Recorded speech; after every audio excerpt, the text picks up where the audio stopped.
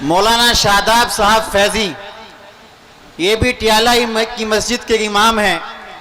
لہٰذا آپ سے بھی گزارش کرتا ہوں کہ ڈائس پر تشریف لائیں اور مختصر انداز میں ہم تمام سامعین کو اپنے خطاب سے محظوظ فرمائیں۔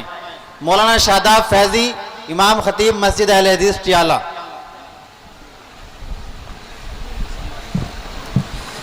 السلام علیکم ورحمۃ اللہ وبرکاتہ۔ الحمدللہ رب العالمین والصلاة والسلام على رسوله الكريم اما بعد فاعوذ باللہ من الشیطان الرجیم بسم اللہ الرحمن الرحیم قل هل يستوي الذين يعلمون والذين لا يعلمون وقال النبي صلی اللہ علیہ وسلم في الحديث المبارک طلب العلم فریضۃ علی کل مسلم۔ محترم بزرگوں، نوجوان ساتھیوں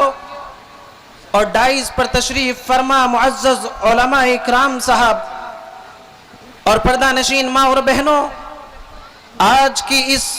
پررونق محفل کے اندر میں جو چند منٹ آپ کے سامنے جس موضوع پر بولنے کی جسارت کر رہا ہوں وہ علم کی اہمیت و فضیلت ہے۔ میں آپ کو بتاتا چلوں کہ علم انسان کی زندگی میں انتہائی ضروری ہے، بالخصوص کتاب و سنت کا علم، جہاں انسان کو آخرت کے اندر کامیاب و کامران کرتا ہے، وہیں آخرت کی زندگی سے پہلے دنیاوی زندگی کے اندر اس کو بندے کی بندگی سے نکال کر کے اللہ رب العالمین کی بندگی کی طرف لگاتا ہے، اسے زندگی میں، اسے دنیاوی زندگی میں رہنے کا سہنے کا ڈھنگ سکھاتا ہے۔ میرے بھائیوں، یہ علم ہی کی بدولت تھی کہ اللہ رب العالمین نے حضرت آدم علیہ السلام کو فرشتوں پر فوقیت دیتے ہوئے فرشتوں کو حکم دیا کہ وہ آدم علیہ السلام کو سجدہ کریں۔ میرے بھائیوں، علم ہی کی وجہ سے اللہ رب العالمین نے حضرت طالوت کو غریب طبقے سے ہونے کے باوجود بھی انہیں قوم کا سردار بنایا، قوم کے سردار کے منصب پر فائز کیا۔ میرے پیارے والوں، میں آپ سے پوچھنا چاہتا ہوں کہ کتنا ہم اپنے بچوں کو تعلیم دیتے ہیں۔ رب کریم جب سب سے پہلی کتاب، سب سے افضل کتاب کو نازل کرتا ہے اور اپنے سب سے آخری نبی الزما جناب محمد رسول اللہ پر نازل کرتا ہے تو کیا کہتا ہے؟ اللہ رب العالمین فرماتا ہے اقرأ بسم ربک الذی خلق، آپ پڑھیے اپنے رب کے نام سے جس نے آپ کو پیدا کیا ہے۔ اسی طرح جب اللہ رب العالمین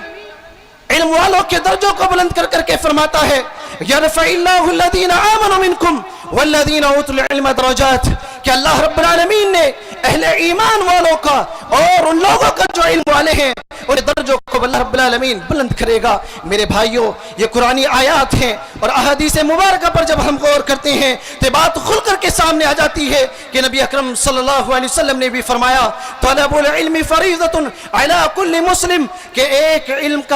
کا سیکھنا ہر مسلمان پر فرض ہے۔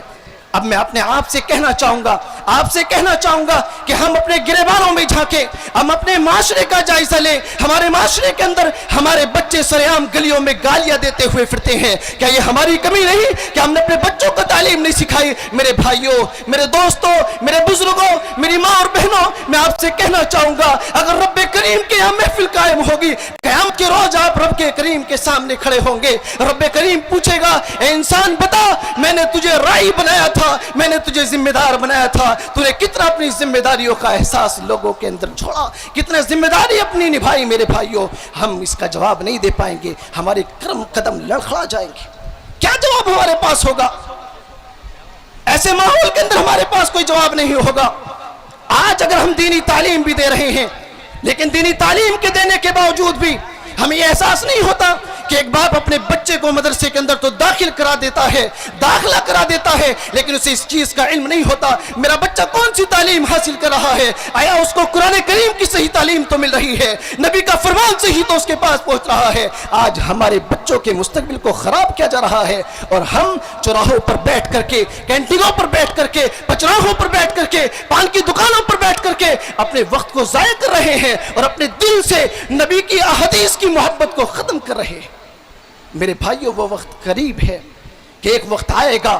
ہم اپنے بچوں کو سر عام یوں ہی رسوا ہوتے ہوئے دیکھیں گے، اپنے بچوں کو یوں ہی نسوں کے اندر ملوث ہوتے ہوئے دیکھیں گے، کیونکہ آج ہم نے اپنے بچوں کا ناتا، اپنے بچوں کا رشتہ علم سے توڑ دیا ہے۔ اور اللہ رب العالمین کا فرمان اور نبی اکرم صلی اللہ علیہ وسلم کے فرمان کو ہم نے بالکل پس ڈال دیا ہے۔ انہی چند کلمات کے ساتھ، اس امید کے ساتھ میں اپنی بات کو ختم کرتا ہوں کہ انشاءاللہ ہم اپنے بچوں کے مستقبل کے لیے قدم سے قدم ملا کر کے اور ایک کمیٹی تشکیل کر کے اپنے بچوں کو دینی تعلیم